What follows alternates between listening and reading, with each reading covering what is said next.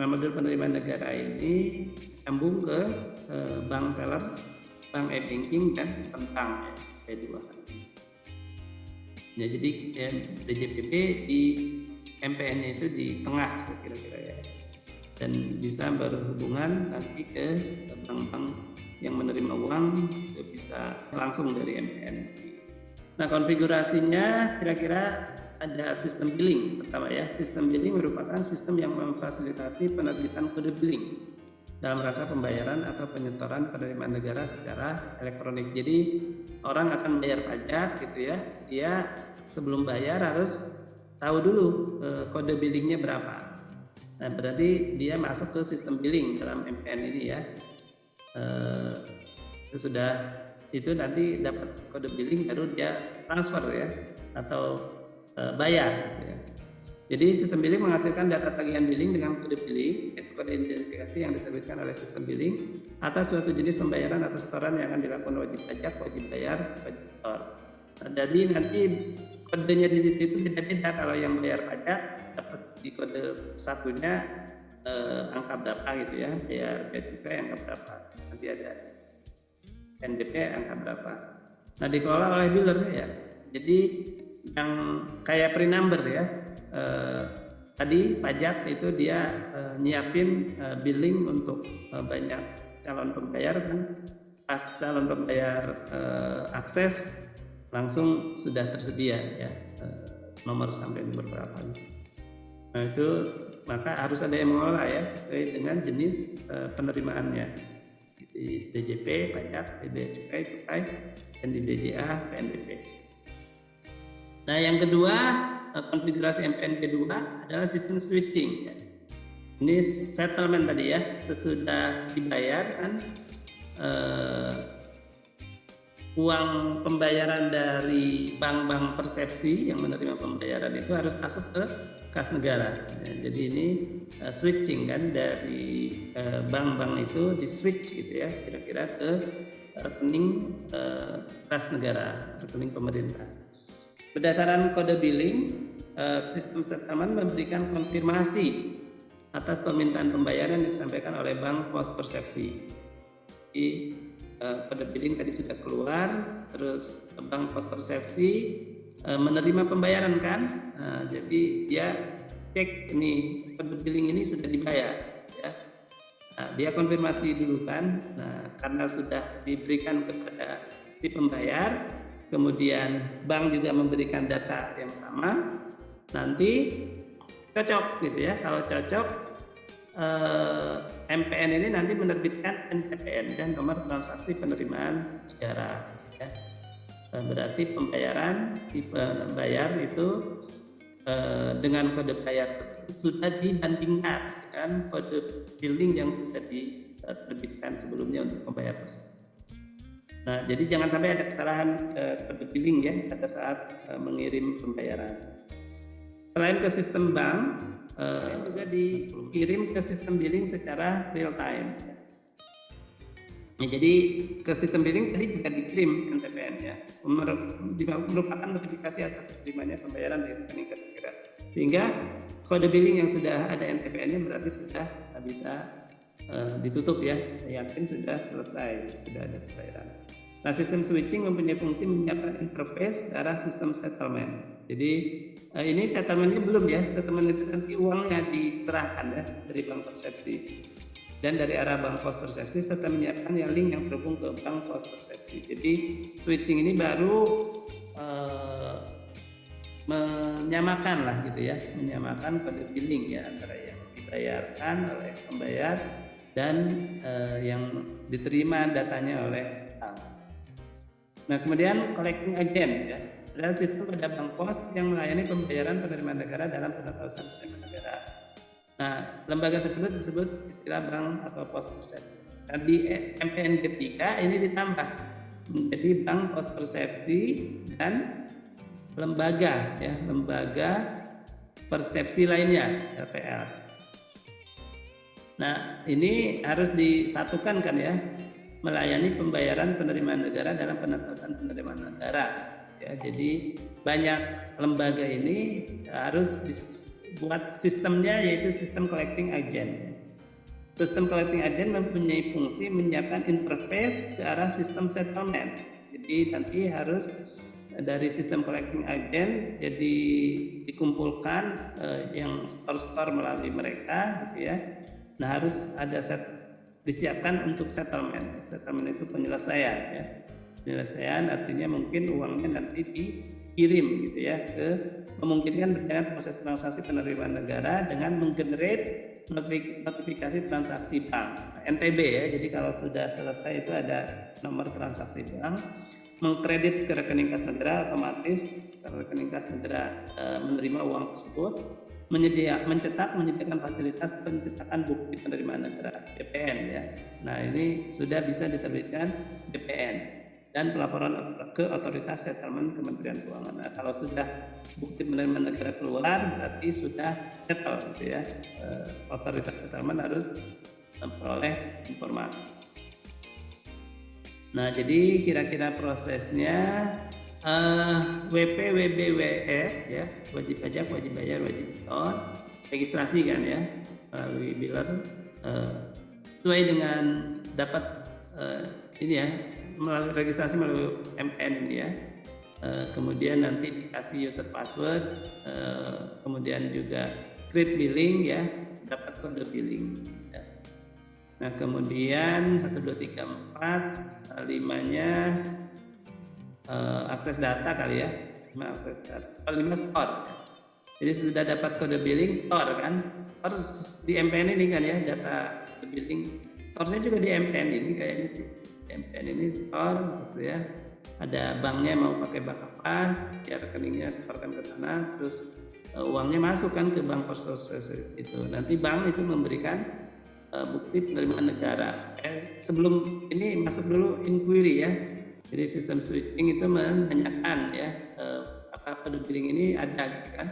Tadi kan kode billing juga masuk di sini kan, nanti dicek kode billingnya sama ya, baru di Oke kan, terus 7 generate NTPN ya, kalau memang sama disampaikan NTPN masuk kan berarti nomor transaksi penerimaan negara ya, maka kalau sudah yakin bank menyampaikan BPN, bukti penerimaan negara.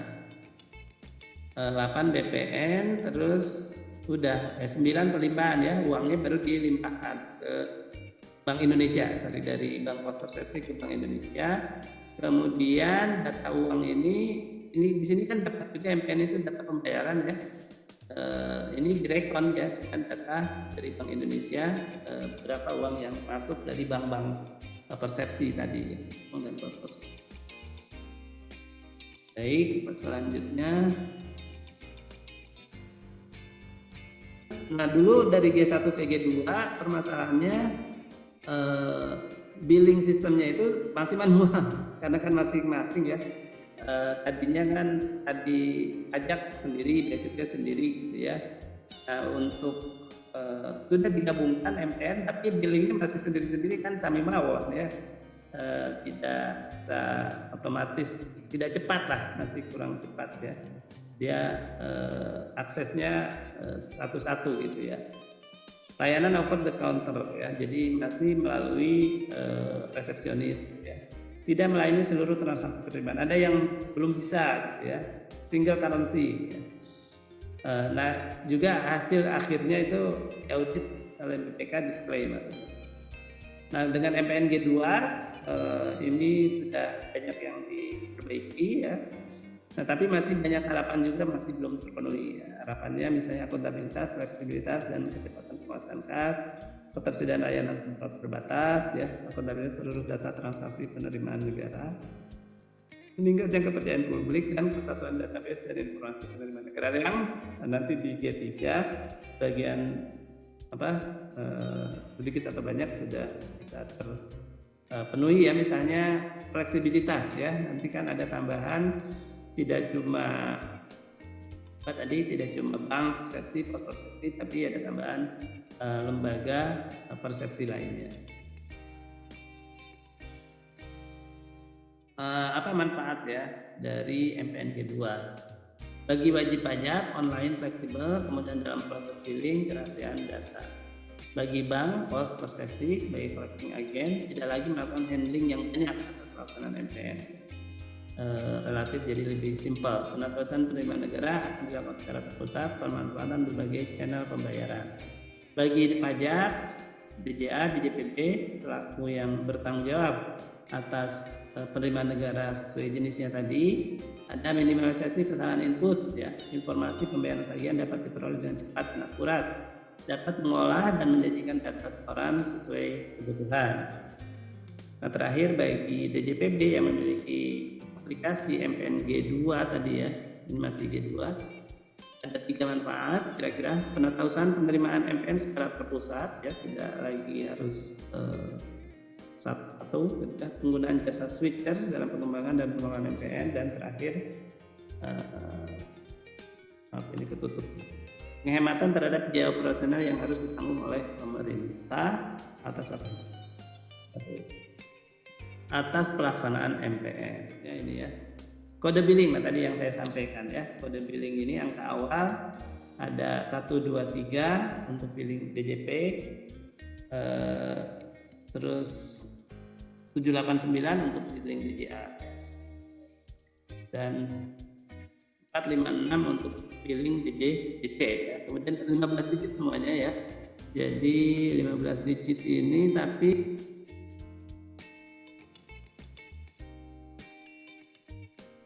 kayaknya tadi ada pertanyaan Mbak Sofa itu terkait aplikasinya ya. Nah, saya pernah download manual ya, MPN. Kan G3 itu cuma nambah apa untuk e-commerce ya, Tokopedia dan ini Bukalapak, dan nambah fintech ya. Sebelumnya bank saja, bank persepsi saja dan pos persepsi ya. Nah, tadi kalau ada yang menanyakan apa kekurangan, jawab kekurangan fintech atau e-commerce adalah tidak punya loket ya, tapi juga sebetulnya keunggulan juga. Dia tidak perlu loket ya, karena sudah bisa online kan, bisa dimana saja kan, bertransaksi gitu ya. Pasti wajib pajak, wajib bayar, wajib store itu. Nah, seperti apa modul penerimaannya ini kira-kira mungkin bisa jadi gambaran ya, karena ini memang di luar Saktispan. Nanti ini ke SPAN juga, tapi kan hanya menerima hasilnya saja dari sini. Ini pengguna baru mengakses portal SSO, dia registrasi, terus masuk ke portal penerimaan negara, isi form data registrasi. Ini kan contoh isi formnya ini ya. Tipe pengguna umum, kementerian lembaga, SDA non migas ya kalau menerima ini untuk SDA.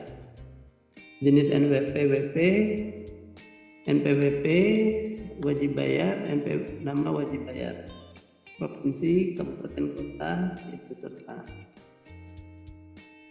Nah, kemudian tipe pengguna kementerian lembaga ini, jadi kementerian lembaga itu yang memiliki penerimaan ya, SDA atau yang lainnya, itu juga mendaftarkan ya, email, password gitu kan, dan seterusnya. Ini nama kementeriannya, unitnya, satkernya apa yang akan menyetor.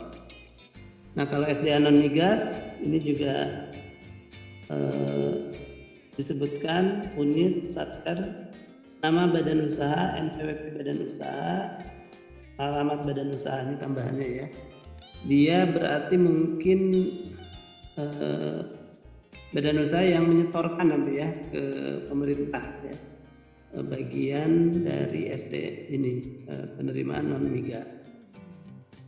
Nah, kalau sudah berhasil di save ya, terus ada email aktivasi seperti biasa kalau kita install aplikasi baru. Nah, kemudian melakukan pengisian username ya, jadi dimasukkan, diaktifasi. Nah, udah aktivasi berhasil gitu ya. Nah kemudian nanti ini sebetulnya tidak harus layar sepenuh ini ya di copy ya. Notifikasi aktivasi berhasil sebagai berikut. Ini saya harus besarin jadinya, dan ini sebetulnya kan jadi boros halaman ya, setiap per satu halaman. Nah ini kemudian akan masuk, pengguna dapat login ya, sudah bisa login. Nah setelah login, halaman akun pengguna akan tampil sebagai berikut. Nah seperti ini. Jadi isinya list billing belum terbayar. Jadi dari DJP itu juga langsung bisa komunikasi ke MPN kita ya, mana yang harus dibayar, kode billingnya sudah bisa kelihatan di situ gitu ya. Dan kalau kita punya juga setoran ke DJA atau DJBC nanti akan nambah di situ ya. Tapi karena ini kasusnya mungkin hanya kalau untuk pajak ya, keluarnya pajak saja. Ini Denso Indonesia ini pembayarnya berarti ya, pembayarnya dia install gitu ya, MPN. Nah Denso bisa update profil.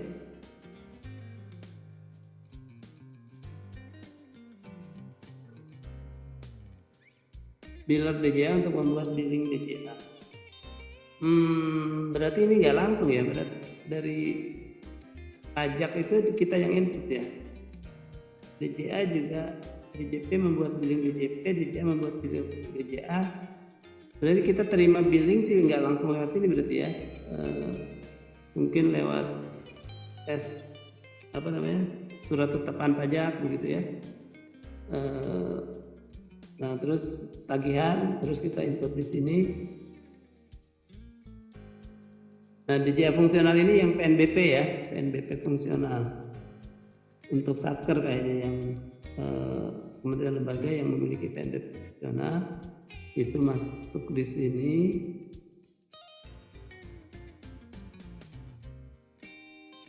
Nah DJA fungsional print ini ya, memperoleh kode billing dan dapat mencetak atau menyimpan tagihan. Tampilan cetak tagihan sudah berikut. Jadi kalau sudah diinput nih kira-kira kode billing keluar ya, pembuatan tagihan PNBP tadi ya. Kementerian lembaga ini, Kementerian Lingkungan Hidup dan Kehutanan ya. Total di store Rp3. Pendapatan rekening pembangunan hutan selain dana reboisasi ya Pak. Jenis setorannya ya. Kode akunnya sudah ada, tinggal diklik. Nah ini jadi tagihannya kelihatan. Ini kecil sekali, tambah kecil ke bawahnya. Ini form apa nih? Form pembuatan billing DJP ya, sama dengan tadi ya, pembuatan billing. Kemudian nanti kalau dia store lewat bendaharawan ya akan muncul ini. Tanpa NPWP nanti juga bisa gitu ya, dengan NPWP juga bisa. Nah, nanti hasilnya adalah pembuatan tagihan DJP. DJBC juga sama nanti ya, mungkin hasilnya pembuatan tagihan DJBC. Nah terus bayar kali ya. Dapat memproses pembayaran dengan mengakses menu billing. Biller DJA history billing ya.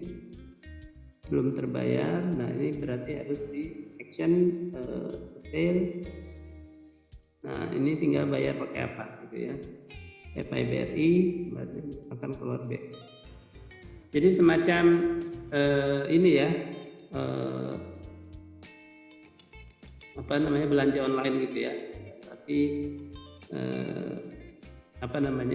kita create item belanja dari penagihan ya, penagihannya kita input ya. Nah, kemudian kita bayar di situ, kita minta otorisasi pembayaran.